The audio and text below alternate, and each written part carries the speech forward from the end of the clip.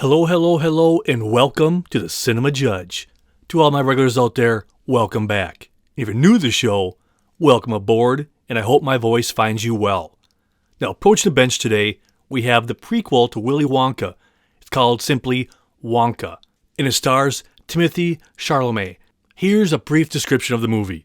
With dreams of opening a shop in a city famous for its chocolate, a young and poor Willy Wonka discovers that the industry is run by a cartel of greedy chocolatiers. Here's a trailer for Wonka.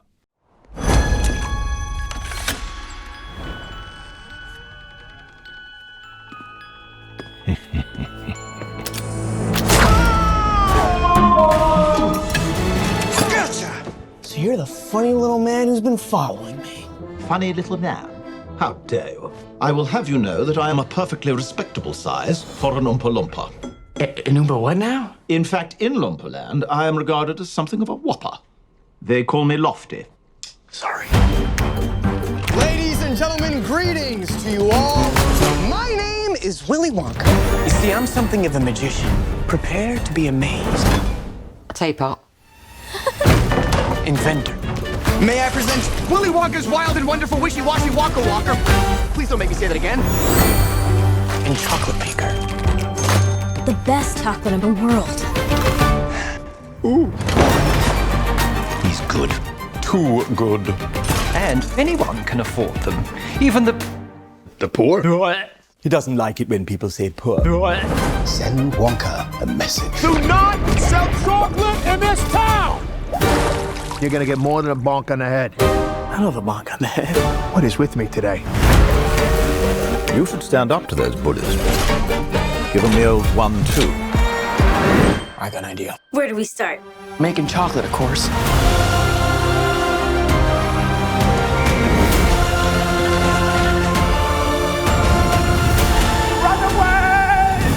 Every good thing in this world started with a dream. So you hold on to yours.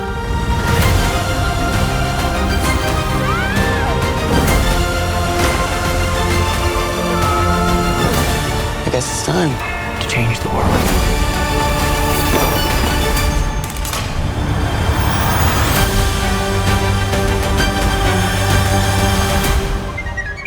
Oompa Loompa Doompa Diddy.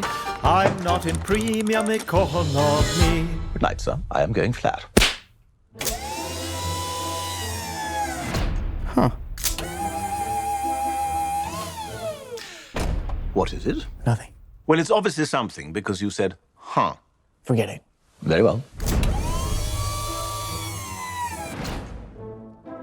Huh. You did it again. Tell me what it is, or I shall poke you quite viciously with a cocktail stick. Now, speaking just from my personal opinion, I thoroughly enjoyed this movie. It's sweet, it's heartfelt, it's funny, it has so much going on in it. And the effects that they have, there's a lot of it that's actually practical effects. It's not all CGI. And that's what makes this kind of movie stand out too. Yes, there is some CGI, I'm not saying that. But it's the combination of both of them together really work. But the casting too, you're going to hear from a lot of the cast members in here, and that just speaks for the movie's quality itself. Just loaded with top-notch people. Coming up next, we have several interviews talking about how this movie was created or why people joined it and the whole genesis of it all. But first, we're going to hear from Timothee Chalamet. Now, you might ask yourself, what else has he been in? Well, this guy, he is racking up the credits left and right. The talent that he has is amazing. But just to name a couple films that you might have heard of. In 2017 alone, he did Call Me By Your Name and Lady Bird. And of course, the Dune films. And that's what sets him apart too. Look at the difference between the movie Dune and then a movie like Wonka. And then he also did a TV show, Homeland. The guy has chops, and his future is going to be insane. And he talks about why he decided to take this role. And then we go to writer-director Paul King. And look at what he's done too. He did the Paddington films. Those are so heartfelt and loved by so many people. That heart is also in this movie. And he talks about how he approached the film and how he went back to read the book and just to see what it was all really about. Because, there's things that we all remember, but then he realized there's so much more to it. That's how he tried to get a grasp on it. And then we're going to hear from producer David Heyman, and he talks about why he approached the director to do this film. And then we go back to the director, Paul King, and he talks about what kind of movie he wanted to make. These interviews that are coming up, I love hearing about how they get attached to a project and what made them think, yes, this is something I want to tackle. Because if you look at the legacy of this whole franchise, it's a lot to live up to. And I think they really did it. I got approached to do Wonka, sometime in 2021, and immediately was so charmed by the script. The lyrics for Hatful of Dreams were written out without the music, but I just was so charmed and instantly got a sense of the character whose money's dwindling, but refuses to see the world as anything less than full of possibilities, and I just saw the take. I saw the how this was different than the Charlie and the Chocolate Factory versions of Willy Wonka, and I thought it was clever, and I was charmed by that. Well, I grew up loving Charlie and the Chocolate Factory. Like many people my age, I sort of had this early paperback with the Quentin Blake illustrations, and I read it from cover to cover. So often the pages fell out of the spine, and it was always a really special story and a special character for me. And when David Heyman, the producer, mentioned the idea of doing young Wonka, I was immediately intrigued. And I went back and read the book again, and I'd remembered Willy Wonka and the Oompa Loompas and the kind of crazy, colourful chocolate factory. But what I'd forgotten about the book was how incredibly moving and emotional it is as well. And Charlie's this poor, long-suffering character, and you're really rooting for him. And at the end, when he inherits the factory, I found myself in floods of tears. And I thought, that's what's so great about this book, is it's funny and it's colourful and it's chaotic, but it's also got this really strong emotional spine. And I thought, it's such a wonderful world. It's sort of everything I've always loved about stories. It's everything I tried to do in the Paddington films. And the chance of being able to dip my toe into that world was too enticing for words. We needed to find someone who had the imagination and enjoyed Dahl as much as we did, as the fans do. And so I approached Paul King. Paul, I'd had success working on the two Paddington films. And what I loved about Paul and his approach to Paddington was his ability to capture the voice of Michael Bond and make it accessible for both adults and children, imbue it with a rich thematic underpinning, and bring an incredible imagination to play. That felt like real ingredients that we wanted to bring to Wonka. We wanted heart, we wanted humor, we wanted someone who could capture the spirit of Dahl, and someone who would give the story a rich thematic element. We wanted to make a film that would stand as a companion piece to the book and the 1971 movie, and not sort of have anything that would disrupt your enjoyment of those pieces. And we were interested in telling the story of Willy Wonka before he was famous and before he had the chocolate factory, when he was a sort of young man, first going out into the world and hoping to find a place which rewarded talent and hard work, and is startled and disappointed to discover the world is a tougher place than he first imagined. Now, I can't even imagine the stress as a filmmaker, writer. You have to tackle something that has a massive fan base, not just from the movies, but the books, and try to thread that needle of telling the story of young Wonka and what to say, what not to say, and not to mess with the history that it already has. I mean, that's a bold individual who could do that. And I loved hearing him talk about younger Wonka. And up next, we'll hear Timothee talk about that a little bit more. He's going to elaborate on telling the story of a Wonka who isn't rich and famous, who isn't at the mental state that we find him in the later movies, because he's a young man. He's not there yet. He doesn't understand the way the world necessarily works. And then we're going to hear from the director talking about why he wanted Timothee to do this film. He talks the movies he saw him in, and how could you not? The guy has such charisma, and I'd love hearing the director talk about this, about thinking, this guy should play this role. And then we're going to hear from Timothee talking about how the set, what kind of set he created and how much atmosphere there is and how much he enjoyed working with the director. And you need that in all kind of films, whether it's a comedy, drama. You need that comfort level for everybody to just make it an enjoyable place to work. Well, this young Willy Wonka is different than the Willy Wonka from both prior versions that I love. But those versions of Willy Wonka are the Willy we know from the Roald Dahl books, where he's had decades of success. He's a little fried. The synapses in his brains are a little twisted, and he's giving away his factory for one reason or another. This Willy Wonka is the story of the beginning of Willy Wonka and the ambitious young chocolatier who hasn't made it yet, who's full of ambition, full of joy, full of a hat full of dreams, but isn't quite where he wants to be yet. Timothee Chalamet is an extraordinary talent. I first came across him in Call Me By Your Name, and I was blown away by his performance in that. And then the same year I saw him in Lady Bird, where he was completely different and wildly funny. And I just knew from that moment he was an incredibly special talent. What Timothee does so brilliantly is he is able to sort of access the depths of human emotion and express them, while at the same time being very funny and very charming and incredibly precise, because we have huge song and dance sequences in this that required great precision and choreography, and he's able to seemingly keep all these plates spinning at once. It's a marvel to behold. There are many moving parts on a Paul King movie, but it's also a very joyful ride, and full of laughs and a sense of play that, in the style of self-serious filmmaking that's more fashionable now, maybe it's not as present on other. I mean, this is really a fun set, and he's got a wicked sense of humor. Now, the woman in that scene is Olivia Colman, and she nails this role out of the park, playing Mrs. Scrubbit. She just morphs into this character.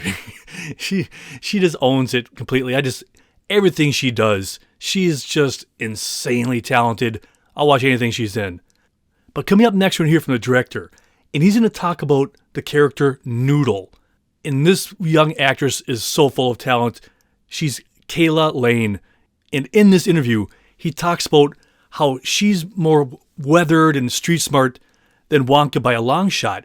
Both these characters complement each other so well. So together they kind of share these things back and forth to each other and make each person more whole, if you will. And then we're going to hear from Calah Lane, who plays Noodle, and she talks a little bit about her character. And then we're going to hear from the director just singing the praises of Calah. And it sounds like the feelings are pretty mutual, because then we're going to hear from Calah talking about how much she enjoyed working with the director. In this story, Willy Wonka has a young girl who he befriends called Noodle. And Willy's a very sort of childlike character. He's got an infectious enthusiasm for everything, a sort of recklessness, and a sense that everything will vaguely come out in the wash. He's a very sort of hopeful soul. Noodle is an old head on young shoulders, and she's grown up in this city, and she knows that she's sort of very much been to the school of hard knocks, and she knows that it's a tough place where everyone's out for themselves. So they're going to work together, and they will rub off on each other as the movie goes on. So Willy will give her a sense of hope and optimism in the future, and she will give him a dash of cynicism and reality, which helps turn him into the Willy Wonka we all know and love. Well, about my character Noodle is she's an orphan, and she stays down in this wash house where she's not really loved, and she has to work all the time, and it's just it's hard for her, and she doesn't really have a family. So when Willy comes around, she's like, oh, maybe I can have a friend. So she decides to help him, and he just takes her along his journey to become a chocolatier. Calah is a wonderful talent. We auditioned literally thousands of young actors to find her, and it was a proper global search to find her. And I think she brings an absolute warmth and integrity and humour to the character, and she's just extraordinary. He's really great. He loves to make like heartfelt films. That's what I really like about him. He's a kind person, and he believes in his actors, and he likes to go back and forth with his actors and say, okay, well, if you don't want to do this, then let's do this. Or he's open to anything. Now, this movie is just chock full of incredible actors and actresses. And in this next interview with Timothee, he's going to name off the people. I'm not going to name them here, because when he names them off, you're like, oh, wow, look at just boom, boom, boom, boom, boom. And I just love hearing an actor talking about how amazed he was being on set, surrounded by all these talented people. And during the interview, he speaks of Hugh Grant, who plays the Oompa Loompa. So after that interview, we're going to hear from the director, and he's going to talk about how he delved back and looked into the history of the Oompa Loompas. And the more he started writing it and thinking about it, he realized he has to have Hugh Grant. And then we're going to hear from Hugh Grant talking about the pitch that the director gave to him. I mean, it's just, you got to love it. It's a great story. Working across Hugh Grant, Olivia Colman, and Rowan Atkinson was like seeing like the British all-stars on set every day, let alone Keegan-Michael Key, who's hilarious. Somebody sketches I grew up on, Matt Lucas, Matt Baton. These are all, Patterson Joseph. These are all wonderful British actors. So yeah, it sort of felt like stepping into like a Sunday roast or something as the ignorant Yankee from across the seas, across the pond. The Oompa Loompas don't have much dialogue in the books or either of the films, and so I went back to what they do have in the book are these very, very long songs, and they're very funny, but they're written as poems by Roald Dahl, but it's supposed to be the Oompa Loompas singing, and they're sort of pages long, and I was reading these, and they're so biting and sarcastic, and the Oompa Loompas seem to take this sort of gleeful pleasure in the demise of all the ghastly children touring the factory, and I just found Hugh's voice coming into my head. I've been lucky enough to work with him on Paddington 2, and once I had his voice in my head with an Oompa Loompa, it wasn't such a huge leap to imagine him 18 inches high with orange skin and bright green hair. And once that image is in your head, you've got to find some way of getting it out. So my way was to make it a reality. We were always in contact vaguely since Paddington 2. And then I think he just emailed me one day and said he was doing this, and then he explained how much he loved the Oompa Loompas in those early films, particularly for being so unpleasant. And he said, whenever I think of someone really curmudgeonly and unpleasant, I immediately think of you. And so that was his pitch. And when you see this film, you too are going to realize how much Hugh Grant just steals the scenes he's in. He's remarkable. And here's this. I think you'll think this too. We should get together and tell the big shots out there they need to do a movie with him as an Oompa Loompa, whether it be his backstory or whatever it is. That would be so awesome. So let's get that going, people. Get Hugh Grant in and do a whole movie with his character. Come on, let's get this going. In this movie, there's a lot of singing and dancing. And to choreograph all that is not easy. I can't even imagine the prep it takes to do this. And Timothy's up next, and he talks about that. Prepping for it, getting the shots down, because you got to be at the right spot at the right time with all these moving parts. And he just talks about what a challenge that was. And then we're going to hear from somebody that we don't often hear about when we do these kind of shows. We're going to hear from the choreographer. And that's what I love. I just love getting to the nuts and bolts and having somebody who's as this skilled as this talk about that whole process. And it's Christopher Catelli. And if I'm not saying that wrong, I apologize. Because these guys, I'm glad that they finally get to have a voice. Because we always hear from the actors and all these other people, which is great. I love it. But when it comes down to something as specific as this, I love it. Give them a voice. They've trained. They had to work hard. And here's him talking about that and how impressed he is with Timothee. He was dedicated, focused, and was like, I'm going to keep doing this until I get it right. Because this guy knows you just can't have a guy just going through the motions. He has to have the character going through the motions. Then it's real. And that's how focused Timothee was. He wanted to get to that point where he could do that. Because most of my work was motion capture, I didn't really have much interaction with Timothee, except one day when, as an experiment, we tried doing motion capture in a tent to the side of the set while he was actually acting. And I did meet him that day, and I liked him a lot. He was great and funny. There was more training that went into this than maybe anything I'd ever worked on, because there's an element of song and dance that you have to spend months prepping. Obviously, for the songs, you got to record them, pre-record them, and for the dance numbers, I've talked about it before, but I was really humbled by, it's not simply about raw expression. You really got to stay in the center of frame on some shots. Some shots you might be killing it, but another dancer might have messed up. All sorts of variables that you wouldn't really consider in A-B talking scene, you know. So it was more challenging, but ultimately more rewarding than maybe something more traditional. I can't say enough good things about him. I really, his work ethic and his care is just, it's unlike anyone I've worked with. I mean, he learned to tap dance for this.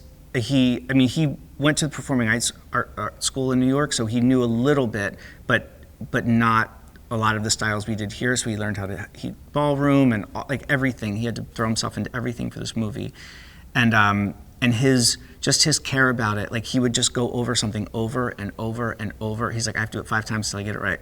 I have to do it 5 times till I get it right. And it was so inspiring to watch him work and the care that he took about it. It wasn't just like, oh yeah, I'll get it on the day, or oh, I'll, he really wants to be prepared so he can then act it as well. Because I always say it's not about, when I choreograph something, it's not necessarily about the steps, it's about having that be a base for the actor so they can then perform it and then let the character do it.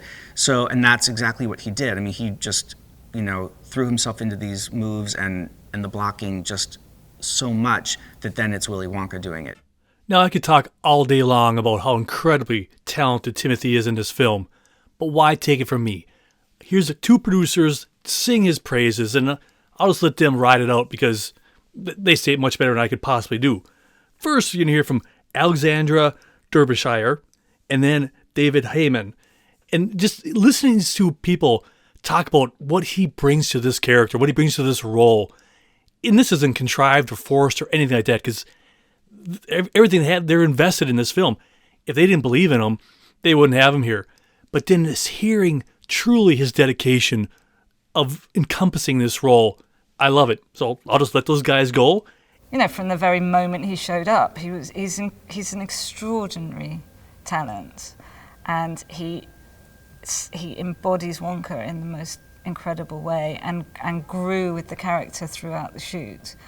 And he can dance and he can sing, and he's a really top person as well. So I mean, it was an absolute pleasure, having him in the film. And he's so professional and dedicated to making it right. And I think he and Paul had an incredible relationship on set. And Timmy would always watch every take back. They'd make notes together. He'd always want to do another one to make it better, so absolutely invested. And I think the way that he can show emotion in a really subtle way on screen and flip between being funny and then pathos is so sophisticated. The performance is so sophisticated that I think that surprised me, and how he can go through 10 takes and that nuance of performance is just, something to watch. Wonka is a wonderful character. We have our own iconic actor playing Willy, Timothee Chalamet. He is amazing. Here we are on day 70, and every day he brings something new to the table. He, like Willy, is an artist, is passionate. He, like Willy, is mischievous with a twinkle in his eye.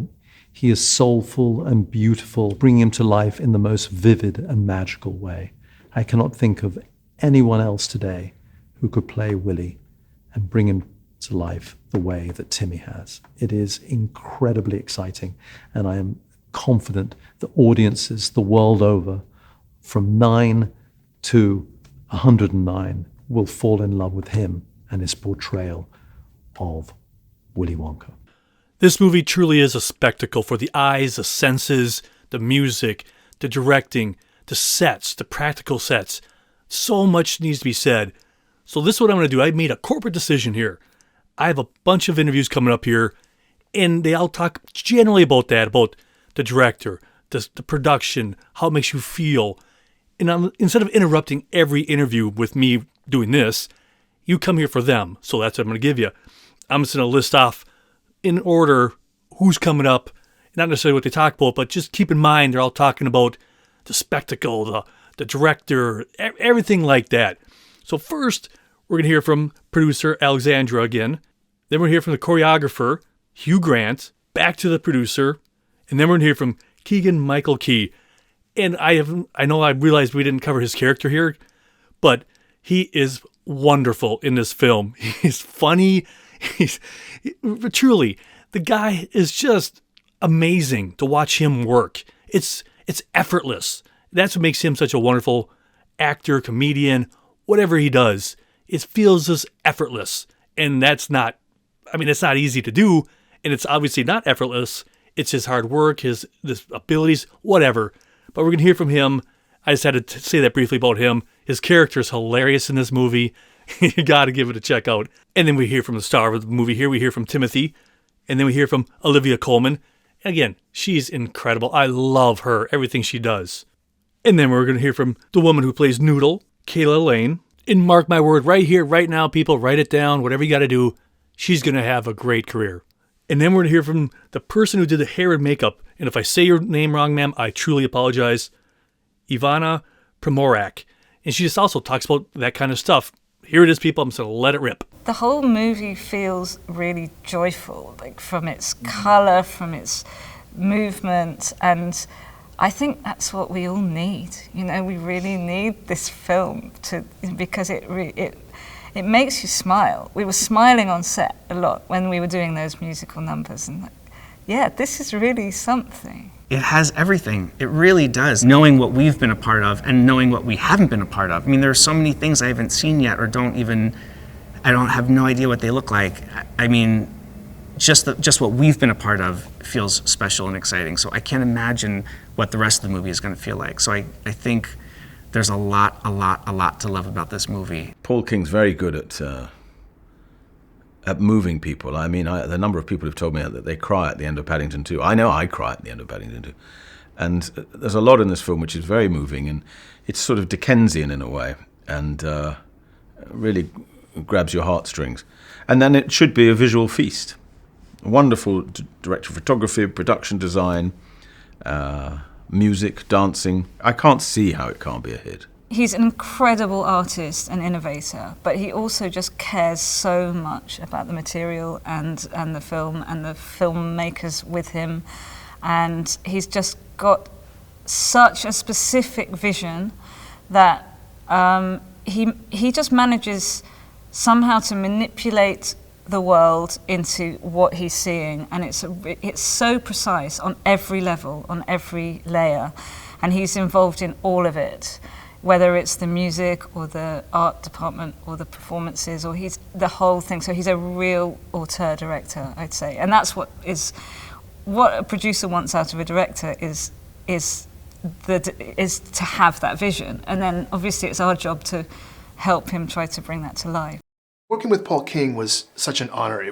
He's such a collaborative director. He's also very, very good at knowing exactly what everything's going to look like on camera.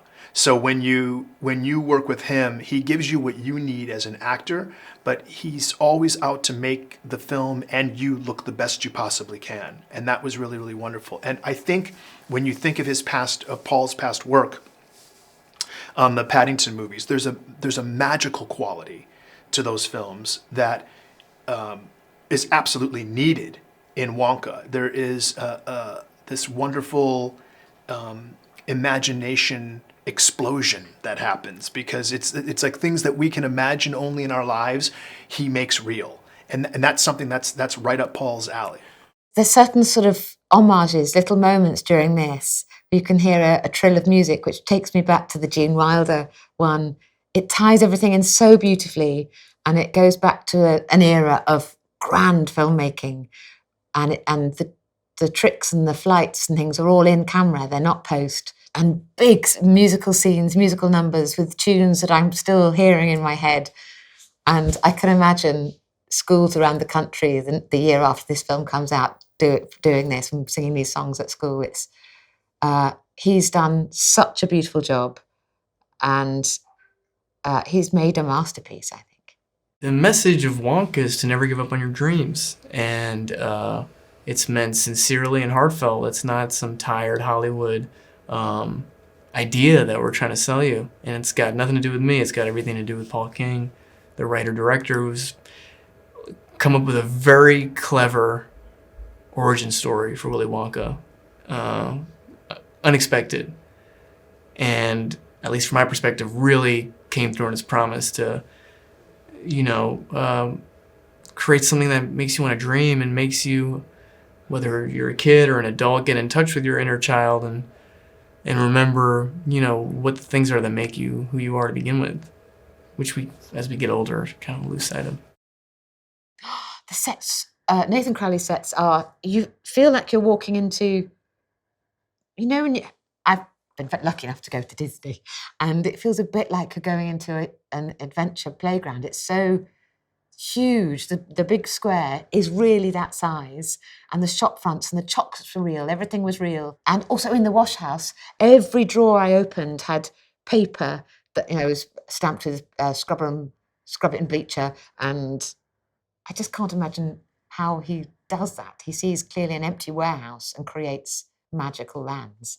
He's a genius, and it was a joy to go and look at everything. I love the sets. The sets are absolutely beautiful. Every set is just its own character. And my favorite set, I'd say, is the Wonka chocolate shop. I love it. It's like when you walk in, it's just like, whoa, you see everything. It's just like a big, bright sun. So it's crazy. When you see it and you see all the flowers and river, and it's just really cool to me. My initial conversation with Paul, he did ask me what I thought we should do. Do you do it all in the post? Do it digitally? And I very strongly thought that we should do it practically, because I think everything is better if it's done practically and then maybe enhanced and tidied up afterwards in the post. And I think Paul, and now that I've seen the sets and everything we deal with is practical. Everything in our world is practical. And there's so much magic in that, I can't tell you. I've never seen anything more magical than, Cartel flying through the air for real and then holding on to each other's foot and holding on to the top of the fountain. It's hilarious. And there's one more person I really want to have you hear this interview. They only have one of her, but when you watch this film, they show a lot of chocolate, a lot of things that people eat. Well, that wasn't just rocks or anything. They were real stuff created by a chocolatier. And I've honestly never heard of a chocolatier. I didn't know that's what they were called. I guess I'm pretty dim. But it was really fun hearing this woman talk about what a moment of her life that this is, that she actually be able to create some of these concoctions that you see on film. And her name is Gabriella Cugno. And I just love hearing her joy, because we never hear from somebody like this on a movie. Like I said, we always hear the big name people, which I love, but hearing the chocolatier who created these things that you see on the screen and just hearing her joy talk about it, I love it. Gosh, this is probably one of the most magical experiences in my career / life. And it's just, to be able to design and make the chocolates for such a story in a film. This is the most creative, quirky, most extraordinary chocolatier in the entire world. So for me to have this job of creating these chocolates is just a dream come true and such an honor. I just had to have her on there. I mean, what a thrill that must be. Now, what do you guys think? Is this something you want to see? Did I present it okay? I need your feedback. I really like your feedback. What I can do better? Because I can't grow if I don't know. That's what I like to do. This is a movie oasis, a place where you could come and learn about one movie, whether it's a blockbuster or independent film. I give you the evidence and you make up your own mind.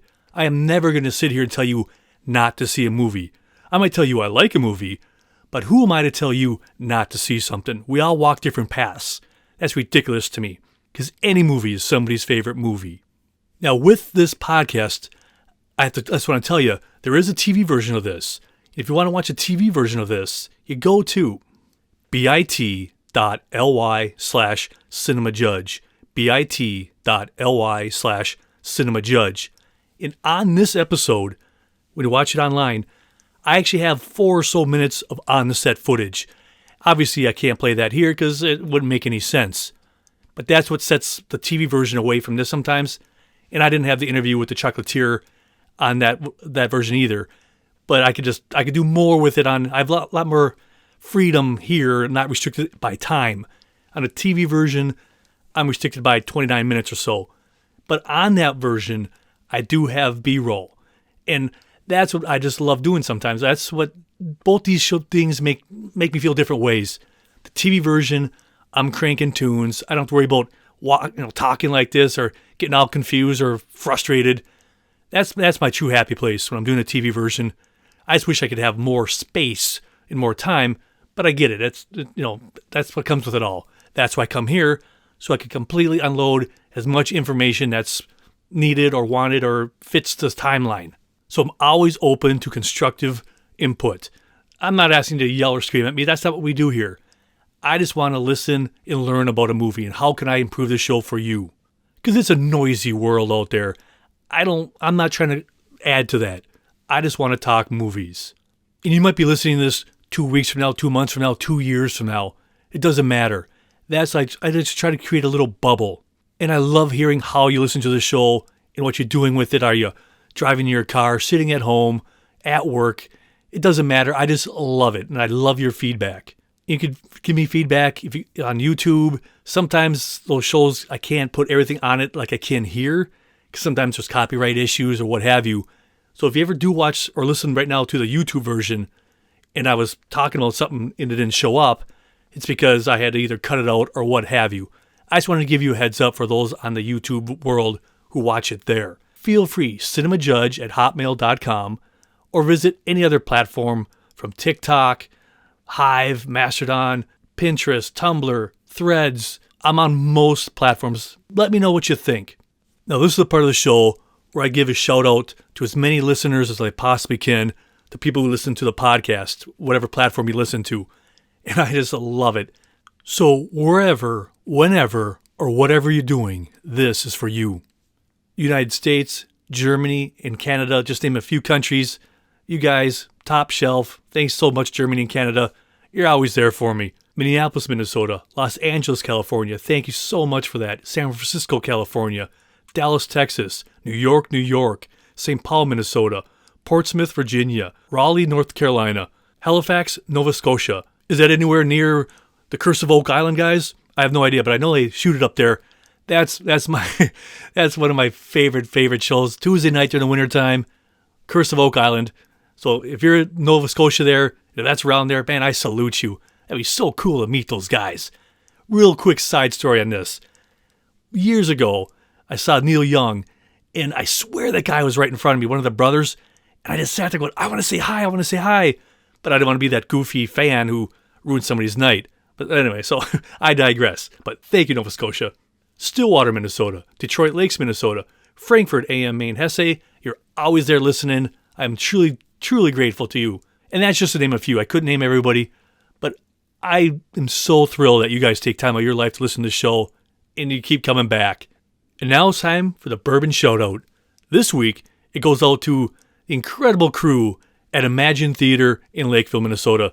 That's where I usually go see movies because I love their popcorn, love the environment, and I often talk to the crew that comes in after and cleans up.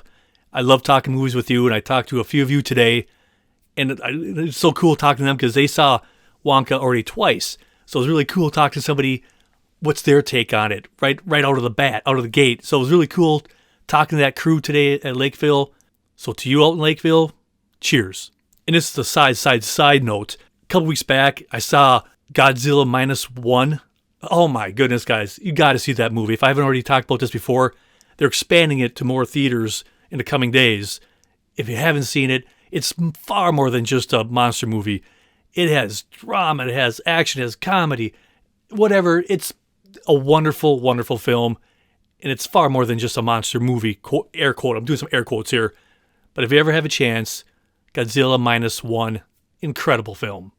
I almost forgot to mention, when I was making a TV version of this, My Little Happy Place, this time I was listening to a collection I created for Dr. Hook. Because those guys, oh my goodness, people, they had some phenomenal songs. And everybody knows, like, the cover of Rolling Stone and Sylvia's Mother, which are great songs, and Sylvia Mother, most people out there could relate to that song some way, somehow. But even if you dig deeper into their catalog, they have incredibly powerful songs, but then also hilarious tunes.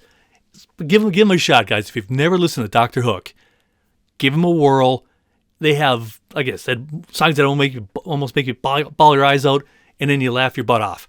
It's fantastic. They have such a diverse catalog. So I listened to that when I was making this, and then I also listened to I wouldn't say one-hit wonders. I call it a few hit wonders on my device. So I was just cranking some of those tunes when I was making this too.